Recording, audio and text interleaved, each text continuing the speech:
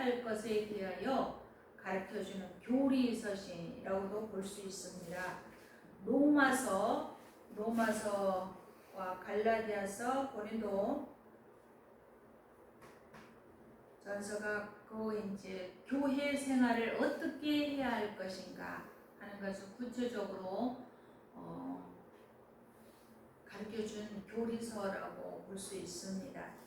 특별히 오늘 여기 갈라디아서는 바울이 하나님의 사람으로, 그래서 1장 1절에 보면은 사람들에게서 난 것도 아니요 사람으로 말미암은 것도 아니요 오직 예수 그리스도와 그를 죽은 자 가운데서 살리신 하나님 아버지로 말미암아 사도된 바울은, 이렇게 갈라디아에 보낸 서신 중에 자기 자신을 먼저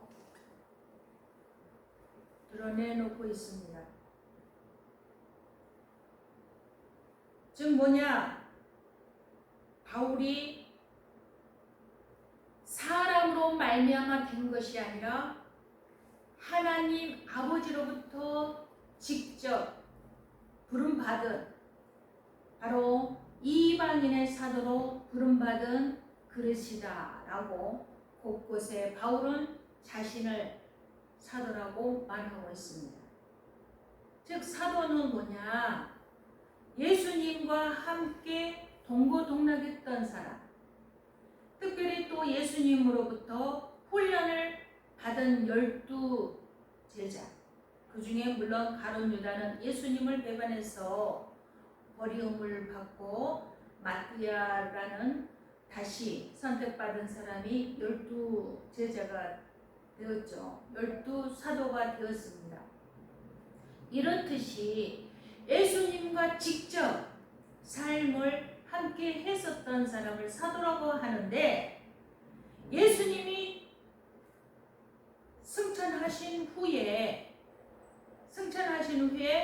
그 다음에 오순절 성령 강림으로 말미암아 이 제자들에게 능력과 권능이 나타나는 것이에요. 그래서 많은 사람들이 3,000명, 5,000명 회개하는 역사가 이루어지고, 또 그 유대인들, 이스라엘 사람들이 죽였었던, 십자가에 못 박았었던 그가 하나님의 아들이시다라는 것을 증거하는 그리스도인, 그리스도인이 기독교란 뜻이에요. 그리스도인이 된 거예요. 이제 그리스도인이 점점 많아져 가고, 또 심지어 유대인들 중에서도 예수를 믿는 사람들이 많아지니까, 사실은 이 바울이 사울이었을 때, 원래 이름은 사울이에요. 사울인데 그는 하나님에 대하여, 정말 율법에 대하여 철저한, 그때 당대 가장 권위 있고 능력이 있었던 랍비 가말리엘이라는 스승 밑에서 수제자로 훈련받았었던 사람이었어요.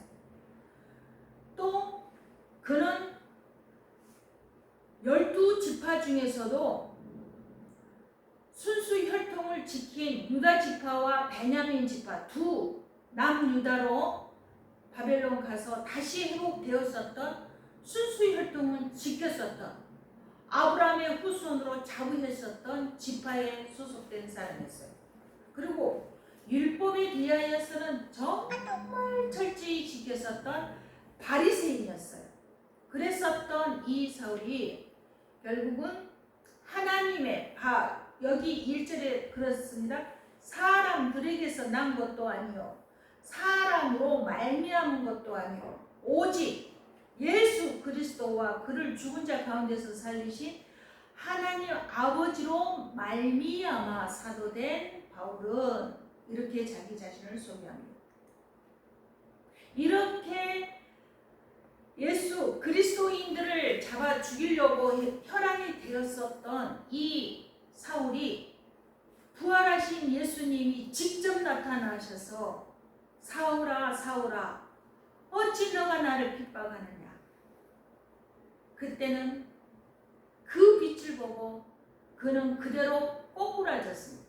그리고 그의 눈이 어두워졌습니다. 3일 동안이나 헤맸었죠. 그럴 때 이제 하나님께서 아나니아라는 사람을 보내서 이 사울에게 안수하고, 그럴 때 그의 눈이 그 비닐 같은 것이 벗겨지면서 다시 세상을 보게 되었습니다.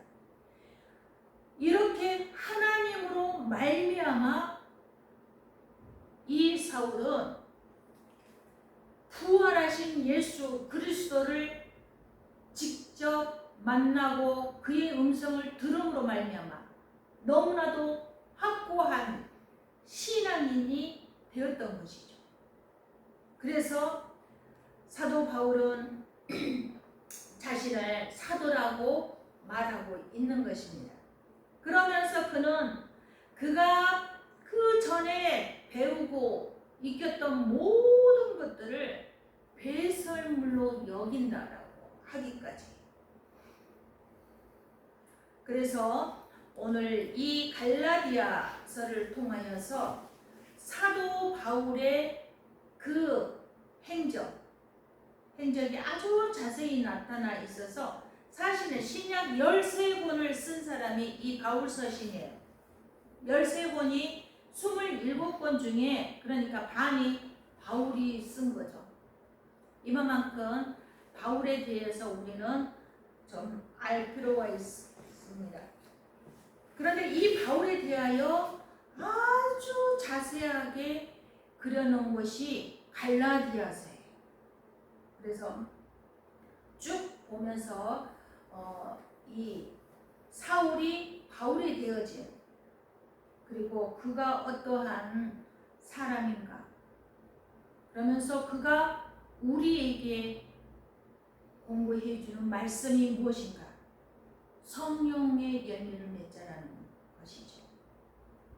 자, 다른 복음은 없다라는 거예요. 많은 사람들이 복음을 그때 이제 유대인들은 할례를 했습니다. 아브라함의 후손은 할례를 함으로 말미암아 하나님의 자녀된 하나님과 언약을 맺는 표적을 행했어요. 이러므로 나는 하나님의 선민이 되었다라고 인정을 했었습니다. 물론 바울도 할례를 했던 사람이죠.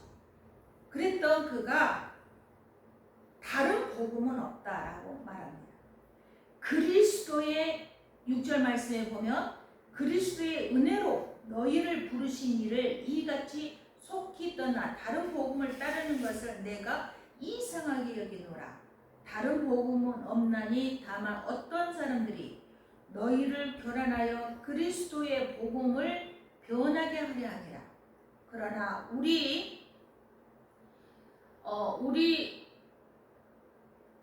우리나 혹은 하늘로부터 온 천사라도 우리가 너희에게 전한 복음 외에 다른 복음을 전하면 조주를 받을지니라.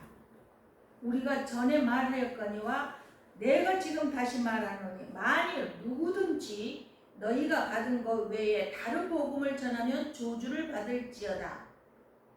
이제 내가 사람들에게 좋게 하랴 하나님께 좋게 하랴 사람들에게 기쁨을 구하랴 내가 지금까지 사람들의 기쁨을 구하였다면 그리스도의 종이 아니니라라고 말합니다. 이 갈라디아는 사실은 길리기아 다소 사람이었던, 출생했었던 이 사울, 어떤 바울의 고향입니다. 그가 14년간을 이 고향에서 복음을 증거했었기 때문에 자기가 전하는 이 복음 외에 다른 복음을 믿는 사람은 저주를 받을 것이다. 이렇게 표현한 것이에요. 즉 뭐냐, 유대인들은 정말 집요하게 바울이 전하는 곳곳에 그리스도, 예수 그리스도를 증거하는 것을 방해하고 다녔었던 사람들이 있었어요. 그래서 이제 갈라디아 정말 14년이라는 시간을 투자했었으니 얼마나 애틋하겠어요. 사실은 뭐 3개월 또는 18개월, 고린도 교회 같은 경우에 18개월, 에베소에 가장 선교 다니면서 오래 있었던 것이 3년인데 14년을 이 갈라디아에서 복음을 증거했으니까 얼마나 헌신을 다했겠습니까? 그랬었던 이 갈라디아 사람들이 다른 복음, 바울이 전하는 복음 외에 다른 복음, 할례를 해야 된다라는, 또 이러한 율법으로 돌아가야 된다 하는 이런 것들 때문에 바울은 자신의 이 사도가 되어진 내력을 이 갈라디아서를 통하여서 표현하면서 내가 전한 복음 외에 다른 복음을 전하는 것은, 받아들이는 것은 저주를 받을 것이다 라는 표현을 감히 하는 거예요. 자, 11절에 보면은 형제들아 내가 너희에게 알게 하노니 내가 전한 복음은 사람의 뜻을 따라 된 것이 아니니라. 이는 내가 사람에게서 받은 것도 아니요 배운 것도 아니요 오직 예수 그리스도의 계시로 말미암은 것이라. 예수 보여준 그 계시로 말미암아 바울이 이 복음을 받아들인 거예요. 내가 이전에 유대교에 있을 때 행한 일을 너희가 들었거니와 하나님의 교회를 심히 박해하여 멸하고 내가 내 동족 중 어떤 영갑자보다도 유대교를 지나치게 믿어 내 조상의 전통에 대하여 더욱 열심히 있었으나 그러나 내 어머니의 태로부터 나를 택정하시고, 심지어 이 뱃속에 있을 때 이미 하나님께서 나를 택정했다, 구별해 불러주신 거예요. 그의 은혜로 나를 부르시니까 그의 아들을 이방에 전하기 위하여 그를 내 속에 나타내시기를 기뻐하셨을 때에 내가 곧 혈육과 운운하지 아니하고 또 나보다 먼저 사도된 자들을 만나려고 예루살렘으로 가지 아니하고 아라비아로 갔고 그랬습니다. 여기에서 이제 그는 아라비아에서 이제 아라비아는 뭡니까? 사막이에요. 사막. 홀로 그는 이 아라비아 사막에서 자신이 알고 있었던 모든 하나님에 대하여 다시 되새김질을 합니다. 그리고 그토록 예수님 오시기 전 끝없이 메시아 보내주실 그 메시아에 대하여 예언되어진 그 메시아가 바로 예수 그리스도이었다라는 것을 그는 이 에피소드를 통하여서 자신이 정리를 하는 거예요. 그래서 이제 아라비아에서 철저히 그 과정을 거칩니다. 그 다음에 우리 자매님 예배 시간에는 그냥 예배 드리고, 여러분들이 그냥 예배 집중하세요. 집중할 때 하나님의 말씀이 들립니다.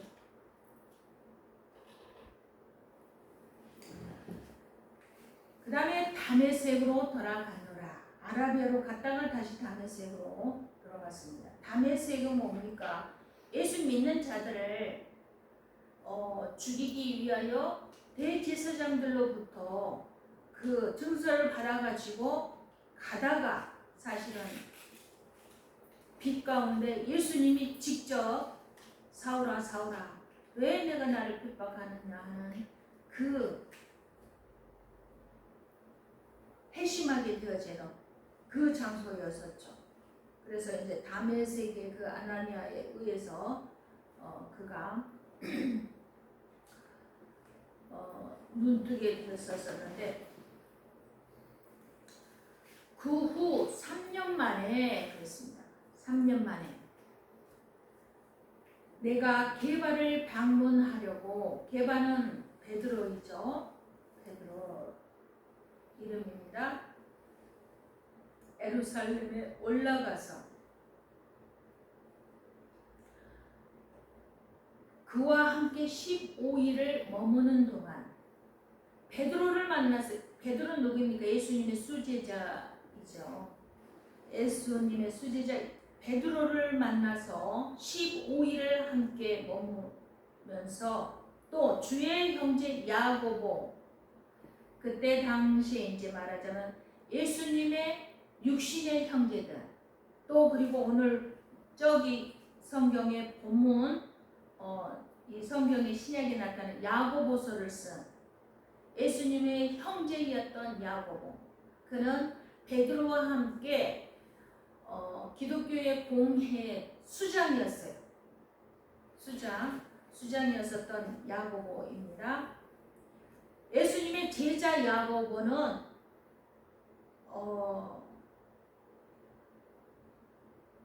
제일 먼저 순교를 당했었죠. 순교를 당해서 이미 죽은 후였고, 이 야고보는 예수님의 형제 야고보입니다. 야고보 외에 다른 사도들을 보지 못하였노라. 보라, 내가 너희에게 쓰는 것은 하나님 앞에서 거짓말이 아니로다. 그 후에 내가 수리아와 길리기아 지방에 이르렀으나 그리스도 안에 있는 유대의 교회들이 나를 얼굴로는 알지 못하고 다만 우리를 박해하던 자가 전에 멸하라던 그 믿음을 지금 전한다 함을 듣고 나로 말미암아 하나님께 영광을 돌리니라.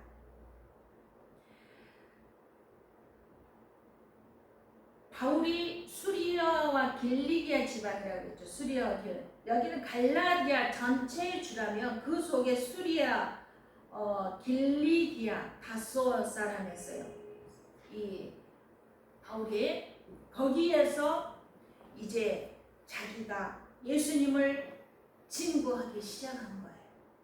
그러므로 말미암아 또 많이 이제 받게 되어지는데, 이 장에 보면은 14년 후에 거기에서, 그러니까 14년 동안 이 수리아 길리기아 지방에서 14년간을 함께 이 복음을 전했기 때문에 이 갈라디아 사람들에게는 아주 막 어리석하고 잘못한 건 나무래요.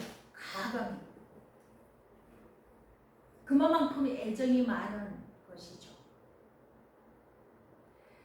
자, 이제 보면 내가 바나바와 함께 기도를 드리고 다시 예루살렘에 올라갔느니, 이 바나바는 바로 위로자 그런 뜻이기도 하는데, 이 사람은 여러 그리스도인들에게 사울을 바울로, 그리고 첫 수리아 안디옥 이제 예루살렘 박해가 심해지니까 말하는 그 지역을 벗어난 곳이 안디옥이었는데, 안디옥에서의 첫 말하자면은 수장이 되는 선택받, 거기에서 이제 목회를 하게 시작하죠. 사역을 시작하게 되어지는데, 공식적인. 그리고 이 바나바를 통하여서 모든 이 믿는 사도들과 연결시켜주는 그런 굉장히 덕이 있는 사람이 바나바입니다. 마가의 이제 그 삼촌이기도 하고, 마가가 그 생직이었다고 그랬습니다. 그래서 바나바 굉장히 귀한 사람인데, 바나바와 함께 기도를 드리고 다시 예루살렘에 올라갔나니, 계시를 따라 올라가 내가 이방 가운데서 전파하는 복음을 그들에게 제시하되 유력한 자들에게 사사로이 한 것은, 여기서 유력한 자들은 이제 에루살렘의 수장들이죠. 이 예수님의 형제였던 야고보나 베드로, 그리고 요한 같은 사람을 유력한 자들 이렇게 표현합니다. 내가 다름질하는 것이라 다름질한 것이 헛되지 않게 하려 함이라. 그러나 나와 함께 있는 헬라인 디도까지도 억지로 할례를 받게 하지 아니하였으니. 왜? 하나님의 선민이라고 구별하는 것은 할례 기준이었어요. 그래서 심지어 구약에서는 이방인들을, 종들을 사서 할례를 시키면 이스라엘 사람으로 인정을 해줬어요. 그만큼 할례는 중요했습니다. 그런데 바울은 헬라인, 즉 히브리인이 아닌 헬라인 디도를 억지로 할례를 시키지 않습니다. 이것은 무엇이냐? 율법을 따른 것이 아닌 것이죠. 여기에서 엄청난 바울의 사상을 볼 수 있는 것이죠. 이는 가만히 들어온 거짓 형제들 때문이라. 그들이 가만히 들어온 것은 그리스도 예수 안에서 우리가 가진 자유를 엿보고 우리를 종으로 삼고자 함이로되, 예수 그리스도를 지금 믿는 우리들은 진리 안에서 자유한 자입니다. 참으로 큰 은혜를 받은 은혜의 시대에 살고 있는 우리들이죠. 그런데 거짓 형제들은 이 자유를 엿보고 우리를 종으로 삼고자 함이로되 율법 아래로 데리고 가려고, 그들에게 우리가 한시도 복종하지 아니하였으니 이는 복음의 진리가 항상 너희 가운데 있게 하려 합니다. 유력하다는 이들 중에 본래 어떤 이들이든지 내게 상관이 없으며 하나님은 사람을 외모로 취하지 아니하시나니 저 유력한 이들은 내게 의무를 더하여 준 것이 없고 도리어 그들은 내가 무할례자에게 복음 전함을 맡은 것이 베드로가 할례자에게 맡은가 같은 것을 보았고, 베드로에게 역사하사 그를 할례자의 사도를 삼으시니가 또한 내게 역사하사 나를 이방인의 사도로 삼으셨느니라. 사도 바울은 이제 베드로, 예수님의 수제자였던 그 사람이 할례자, 히브리인들, 그러니까 이스라엘 사람들에게 한정이 되었다며, 이제 복음은 이스라엘 사람들뿐만이 아니라 이방 온 세상을 향하여 믿는 모든 이들에게 하나님의 구원의 역사가 이루어지는 그 도구로, 그 그릇으로 바울이 되었다 그 말입니다. 그래서 이 유력한 베드로에게도 인정을 받은 것이다. 또 기둥같이 여기는 야고보와 게바와 요한도 내게 주신 은혜를 알므로 나와 바나바에게 신교의 악수를 하였으니 우리는 이방인에게로 그들은 할례자에게로 가게 하려 함이라. 더욱이 우리에게 가난한 자들은 기억하도록 부탁하였으니 이것은 나도 본래부터 힘써 행하여 왔느니라. 즉 예루살렘의 그리스도인들은 굉장히 어려움에 처했어요. 기근이 심할 뿐만이 아니라 가난했어요. 그래서 이제 이 사람들에게 고린도 같은데 보면은, 고린도 같은 데는 이 배가 선박이 있고 막 그런 지역이어서 돈이 아주 풍성합니다. 그래서 그런 데서 헌금을 받아서 이 예루살렘에 디도를와 여러 형제들을 함께 보내는 그런 장면들이 나와요. 그래서 베드로가 그 부탁을 했던 거죠. 가난한 자들을 기억하도록 부탁하였으니 나도 이거 본래부터 힘써 중하게 여겼던 일이다 그 말이에요. 믿음으로 어렵게 된 것입니다. 게바가 여기서 게바는 당대에 가장 힘 있는 사람이에요. 믿는 사람들에게 있어서는 가장 말하자면은 존경받는 사람이에요. 그런데 이 게바를 책망하는 바울입니다. 게바가 안디옥에 이르렀을 때에 책망받을 일이 있기로 내가 그를 대면하여 책망하여 넣으라. 야고보에게서 온 어떤 이들이 이르기 전에 게바가 이방인과 함께 먹다가 그들이 오매 그가 할례 자들을 두려워하여 떠나 물러가매 남은 유대인들도 그와 같이 예식함으로 바나바도 그들의 예식에 유혹되었느니라. 바나바도 히브리인이죠. 그러니까 욕먹을까봐 할례, 왜냐면은 이 할례 받은 하나님의 선민이라고 하는 이 유대인들은 이방인과 함께 인사도 안 합니다. 그만큼 자신 특별히 선민으로서의 그 자부심이 굉장했던 거죠.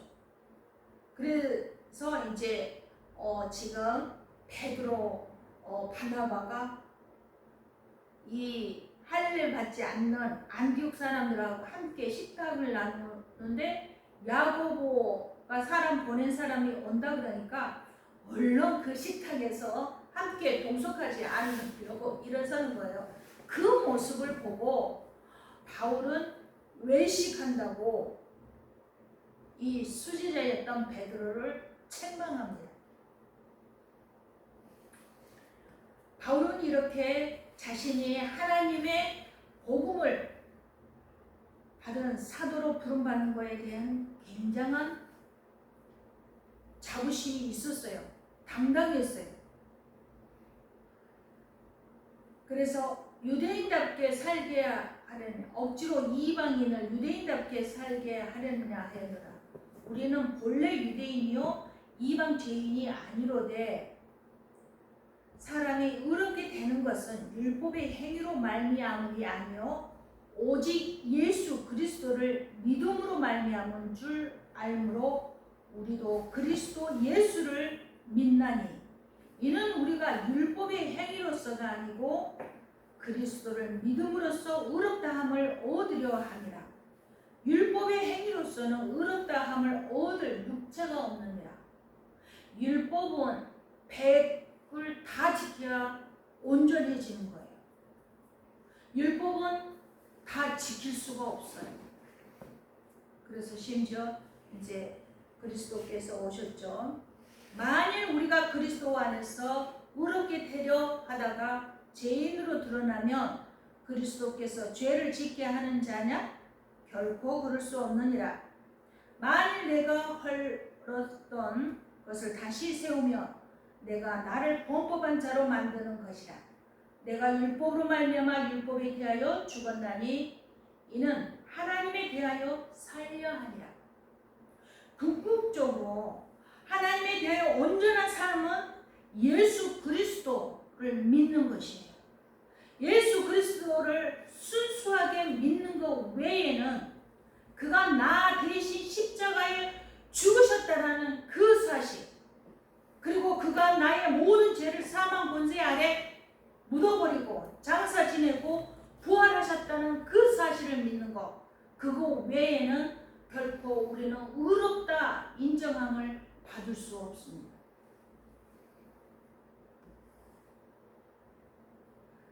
내가 그리스도와 함께 십자가에 못 박혔나니 그런즉 이제는 내가 사는 것이 아니요 오직 내 안에 그리스도께서 사시는 것이라. 이제 내가 육체 가운데 사는 것은 나를 사랑하사 나를 위하여 자기 자신을 버리신 하나님의 아들을 믿는 믿음 안에서 사는 것이라. 그래서 하나님은 우리를 샀다라고 해요. 우리를 값을 지불하고 샀다고 표현하고 있습니다. 그래서 나의 온전한 내 안에 내가 주인이 되어 있는지, 하나님 성령님께서 주인이 되어 있는지, 그걸 늘 우리 스스로 점검해 보아야 합니다. 그 길만이 살 길입니다. 내가 주인이 되었을 때는 육신의 일을 쫓아갈 수밖에 없는 연약한 존재입니다. 그래서 바울은 끝없이 자기를 쳐서 복종하기까지 하나님 앞에 바로 성령께서 주인이 되도록 내어놓았습니다. 날마다 주노라는 고백을 하죠. 이만큼 우리는 철저히 자기를 점검하고 예수 그리스도의 은혜 안에서 내가 항상 기뻐하고 쉬지 않고 기도하면서 범사에 감사하는 삶이 되어 있는지 자신을 끊임없이 점검해야 합니다. 3장에 보면 어리석도다 갈라디아 사람들아, 예수 그리스도께서 십자가에 못 박히신 것이 너희 앞에 밝히 보이거늘 누가 너희를 깨드냐? 내가 너희에게서 다만 이것을 알려 하느니 너희가 성령을 받은 것이 율법의 행위로냐 혹은 듣고 믿음으로냐? 너희가 이같이 어리석으냐? 성령으로 시작하였다가 이제는 육체로 마치겠느냐? 너희가 이같이 많은 괴로움을 헛되이 받았느냐? 과연 헛되냐? 너희에게 성령을 주시고 너희 가운데서 능력을 행하시는 이의 일이 율법의 행위에서냐 혹은 듣고 믿음에서냐? 아브라함이 하나님을 믿음에 그것을 그에게 의로 정하셨다 함과 같으니라. 그런즉 믿음으로 말미암은 자들은 아브라함의 자손인 줄 알지어다. 또 하나님이 이방을 믿음으로 말미암아 의로 정하실 것을 성경이 미리 알고 먼저 아브라함에게 복음을 전하되 모든 이방인이 너로 말미암아 복을 받으리라 하였느니라. 그러므로 믿음으로 말미암은 자는 믿음이 있는 아브라함과 함께 복을 받느니라. 아멘. 아브라함은 철저히 그가 아브라함 이를 때 창세기 15장에 보면 하나님을 믿음에 그를 의롭다 여김을 받으셨다라고 말씀하고 있습니다. 그래서 17장에 그는 이제 아브라함 열국의 아비인 창세기 17장 보면 아브라함이 되죠. 모든 믿음의 조상 아브라함이 됩니다. 그리고 창세기 21장에서 이제 그 이삭을 드림으로 말미암아 하나님의 그 온전한 테스트 통과하는 아브라함을 봅니다. 히브리서는 아브라함에 대해서 이렇게 말합니다. 하나님께서 이삭으로 말미암아 모든 내 민족, 내 후손이 저 하늘의 별과 같이 모래와 같이 많게 하실 것이다 하는 그 믿음을 가지고 그가 100세 얻은 이삭, 그를 하나님 앞에 번제로 드리려 할 때 그를 데리고 가면서도 하나님은 이 이삭으로 말미암아 약속하셨기 때문에 다시 살리실 줄 믿었다라는 거예요. 히브리서에 보면 그렇게 나옵니다. 아브라함이 다시 이삭을 살릴 줄 믿었었던 그 믿음, 그로 말미암아 하나님은 아브라함아 이삭을 죽이지 못하게 하고 대신 한 양을 번제로 제물로 드릴 수 있도록 예비하신 여호와 이레의 역사를 볼 수 있습니다. 이만큼 아브라함이 믿음의 조상이 되었었던 것은 철저히 하나님의 말씀을 믿었다라는 것이죠. 하나님께서는 이 시대에 지금 코로나로 질병으로 창궐합니다. 네, 이것으로 끝나지 않습니다.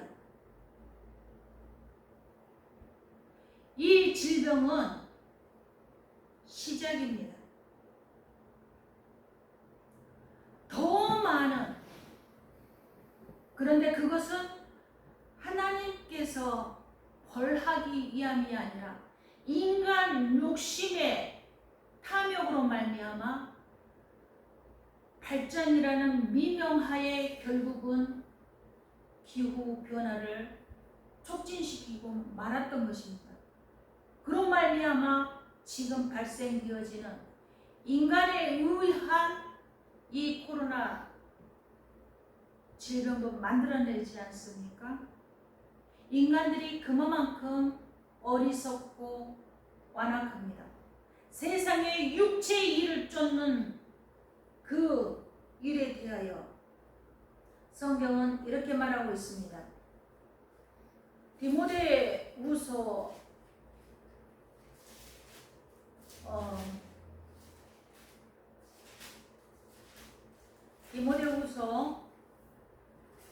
1장 보면 3장입니다. 마지막 때 너희는 이것을 알라. 말세에 고통하는 때가 이르러 사람들이 자기를 사랑하며 돈을 사랑하며 자랑하며 교만하며 비방하며 부모를 거역하며 감사하지 아니하며 거룩하지 아니하며 무정하며 온통함을 풀지 아니하며 모함하며 절제하지 못하며 사나우며 선한 것을 좋아하지 아니하며 배신하며 조급하며 자만하며 쾌락을 사랑하기를 하나님 사랑하는 것보다 더하며 경건의 모양은 있으나 경건의 능력은 부인하니 이 같은 자들에게서 내가 돌아서라.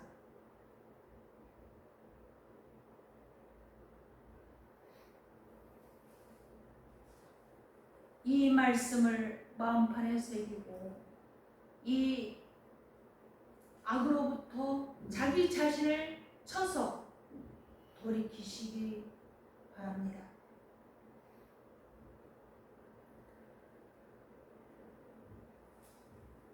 오늘의 본문의 말씀과 같이 예수 그리스도로 말미암아 진정한 참 자유함을 주셨습니다. 그 자유로 우리는 방종해서는 안 됩니다. 그 자유 안에서 참 진리를 맛보며 참으로 감사의 고백이 있어야 할 것입니다. 형제들아, 너희가 자유를 원하여 자유를 위하여 부르심을 입었으나 그러나 그 자유로 육체의 기회를 삼지 말고 오직 사랑으로 서로 종노릇하라. 온 율법은 내 이웃 사랑하기를 내 자신같이 하라 하신 한 말씀에서 이루어졌나니 만일 서로 물고 먹으면 피차 멸망할까 조심하라. 그러면서 육체의 일과 성령의 열매에 대해서 나와 있습니다. 내가 이르노니 너희는 성령을 따라 행하라. 그리하면 육체의 욕심을 이루지 아니하리라.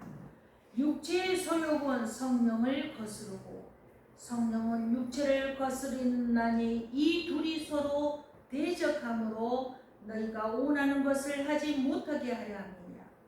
너희가 만일 성령의 인도하시는 바가 되면 율법 아래 있지 아니하리라. 육체의 일은 분명하니 곧 음행과 더러운 것과 호색과 우상 숭배와 주술과 원수 맺는 것과 분쟁과 시기와 분냄과 당 짓는 것과 분열함과 이단과 투기와 술 취함과 방탕함과 또 그와 같은 것들이라. 전에 너희에게 경계한 것 같이 경계하노니 이러한 일을 하는 자들은 하나님의 나라를 유업으로 받지 못할 것이요 오직 성령의 열매는 사랑과 희락과 화평과 오래 참음과 자비와 양성과 충성과 온유와 절제니 이 같은 것을 금지할 법이 없느니라. 그리스도 예수의 사람들은 육체와 함께 그 정욕과 탐심을 십자가에 못 박았느니라.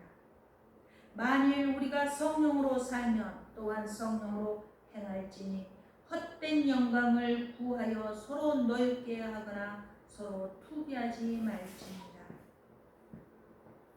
아멘. 이렇듯이 우리의 삶 속에 성령의 열매, 모든 사랑, 희락, 화평, 온유, 오래 참음, 자비, 양선, 충성, 온유를 이 절제의 그릇에 온전히 담을 때에 참으로 우리는 성령의 충만함 속에서 세상을 이기는 믿음 가운데 우뚝 설 수 있을 것입니다.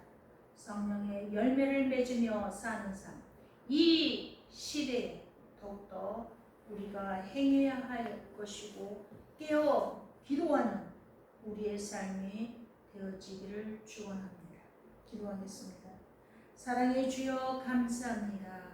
이 세상의 육체의 일과 성령의 열매에 대하여 깊이 묵상해 보았습니다. 아버지 하나님, 참으로 우리의 삶 가운데 이 세대를 분별할 수 있도록 도와주시고 이미 이기었노라 말씀하시는 예수 그리스도의 은총 속에 아버지 하나님 우리의 삶을 맡기며 온전히 주 안에서 의지하며 아버지 성령의 깨달음 속에서 살아가는 우리의 삶이 되도록 인도하여 주옵소서. 언제나 모든 삶 가운데 절제의 아름다운 그릇에 담는 성령의 열매를 맺는 저희의 삶이 되도록 인도하여 주옵소서. 생명이신 예수 그리스도 이름으로 감사하며 기도드리옵나이다. 아멘.